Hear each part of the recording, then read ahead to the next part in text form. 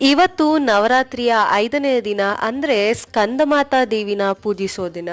ಸ್ಕಂದಮಾತಾ ದೇವಿಯ ವಿಶೇಷ ಏನಂದ್ರೆ ಶಿವ ಪಾರ್ವತಿನ ಮದುವೆ ಆದ್ಮೇಲೆ ಕಾರ್ತಿಕೇಯ ಹುಟ್ಟತಾನೆ. ಕಾರ್ತಿಕೇಯನಿಂದ ತಾರಕಾಸುರನ ಸಂಹಾರ ಆದ್ಮೇಲೆ ಸ್ಕಂದಮಾತಾ ಅಂತ ಹೆಸರು ಬರುತ್ತೆ. ಸ್ಕಂದ ಅಂದ್ರೆ ಕಾರ್ತಿಕೇಯನ ಇನ್ನೊಂದು ಹೆಸರಾಗಿರುತ್ತೆ.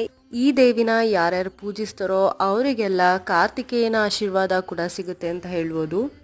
ಇನ್ನು ಇವತ್ತು ಹೂಗಳಲ್ಲಿ ನಾನು ಜಾಜಿ ಮಲ್ಲಿಗೆ ತಗೊಂಡಿದ್ದೆ, ಹಾಗೆ ನೈವೇದ್ಯಕ್ಕೆ ನಾನು ಕೇಸರಿ ಬಾತ್ ಮಾಡ್ಕೊಂಡಿದ್ದೆ. ಯಾರೆಲ್ಲ ನನ್ನ ಚಾನಲ್ಗೆ ಸಬ್ಸ್ಕ್ರೈಬ್ ಆಗಿದ್ದೀರಾ ಹಾಗೆ ಸಬ್ಸ್ಕ್ರೈಬ್ ಮಾಡ್ಕೊಂಡು ನೋಡ್ತಾ ಇದ್ದೀರಾ ಅವ್ರಿಗೆಲ್ಲ ತುಂಬಾ ಥ್ಯಾಂಕ್ಸ್. ಹಾಗೆ ಯಾರೆಲ್ಲ ಹೊಸದಾಗಿ ವೀಡಿಯೋಸ್ನ ನೋಡ್ತಾ ಇದ್ದೀರಾ ಪ್ಲೀಸ್ ಒಂದು ಸಬ್ಸ್ಕ್ರೈಬ್ ಮಾಡ್ಕೊಳ್ಳಿ. ಈ ವಿಡಿಯೋ ನಿಮಗೆ ಇಷ್ಟ ಆಗ್ತಾ ಇದ್ರೆ ನಿಮ್ಮ ಫ್ರೆಂಡ್ಸ್ ಆ್ಯಂಡ್ ಫ್ಯಾಮಿಲಿಗೂ ಕೂಡ ಶೇರ್ ಮಾಡಿ. ಪೂಜೆ ಎಲ್ಲ ಮುಗಿಸ್ಕೊಂಡು ದೇವಸ್ಥಾನಕ್ಕೆ ಪ್ರತಿದಿನ ಹೋಗೋ ಥರನೇ ಹೋಗಿದ್ದೆ. ಅಲ್ಲಿ ಎಲ್ಲರೂ ನಿಂಬೆಹಣ್ಣಿನ ದೀಪನ ಹಚ್ತಾ ಇದ್ರು. ನಾನು ಕೊನೆ ದಿನ ಮಾತ್ರ